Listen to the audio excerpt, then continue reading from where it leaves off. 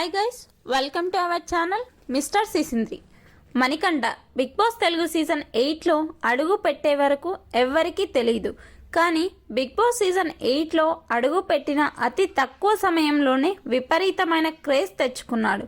ముఖ్యంగా హౌస్లోకి రాగానే ఫ్రాంక్ ఎలిమినేషన్ అంటూ మణికంఠను కన్నీళ్లు పెట్టుకునేలా చేశాడు బిగ్ బాస్. అయితే అదే మణికంఠకి బాగా ప్లస్ అయ్యేలా ఉంది. ఆ తర్వాత మణికంఠ మాట తీరు కానీ ఇంట్లో ఉండే తీరు కానీ అందరికంటే కొంచెం భిన్నంగా ఉంది. తనకి ఏం అనిపిస్తే అది మాత్రమే చేస్తున్నాడు. ఏం మాట్లాడాలి అనుకున్నా వారి ముఖం మీదనే డైరెక్ట్గా చెప్పేస్తున్నాడు. ముఖ్యంగా హౌస్లో ఉన్న ఏ ఒక్కరితో క్లోజ్గా ఉండకుండా కేవలం తన ఆటపై మాత్రమే ఫోకస్ పెట్టి అడుగులు ముందుకు వేస్తున్నాడు మణికంఠ. అయితే మణికంఠ తన గేమ్తో బిగ్ బాస్ తెలుగు గత సీజన్స్ మాజీ విన్నర్స్ను గుర్తు చేస్తున్నాడు. Bigg Boss season 2 winner Kaushal, Bigg Boss season 4 winner Abhijeet, Bigg Boss season 7 winner Pallavi Prashanth.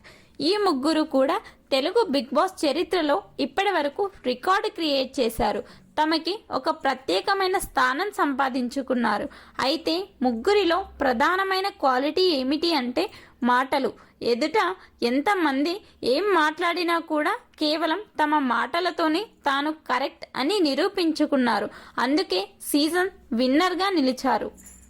తమపై ఎంతగా బురద చల్లాలి అనుకున్నా కూడా దాన్ని బాగా తిప్పికొట్టారు. ముఖ్యంగా ఎంతమంది నామినేషన్స్లో తమని నామినేట్ చేసినా అస్సలు పట్టించుకోలేదు. సేమ్ అలాగే మణికంఠ మొదటి వారం నామినేషన్స్లోని ఏకంగా హౌస్లో ఉన్న సగం మంది నామినేట్ చేసినా ఐ డోంట్ కేర్ అన్నట్టుగా ఉండటం విశేషం. ఈ సీజన్లో మణికంఠ ఆట చూస్తుంటే గత సీజన్స్ విన్నర్ తరహా ఆట ఆడుతున్నాడేమో అనిపించక మానదు. ఇంట్లోకి రాగానే ఈ బిగ్ బాస్ హౌస్లో అందరూ సమానమే. ముఖ్యంగా జెండర్ భేదం లేదు. అలాగే పెద్దవారు చిన్నవారు అని లేదు.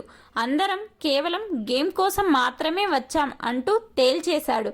మణికంఠ కాన్ఫిడెంట్ చూస్తుంటే ఇదే తరహా గేమ్ ప్లాన్ కొనసాగించే అవకాశం ఉంది. చూడాలి మరి మణికంఠ మాజీ విన్నర్స్ కౌశల్, అభిజిత్, పల్లవి ప్రశాంత్ల పైకి వస్తాడు, మధ్యలోనే సర్దుకుంటాడు. ఈ వీడియోపై మీ అభిప్రాయాన్ని కమెంట్స్ రూపంలో తెలపండి. అలాగే మన ఛానల్ను సబ్స్క్రైబ్ చేసుకోండి.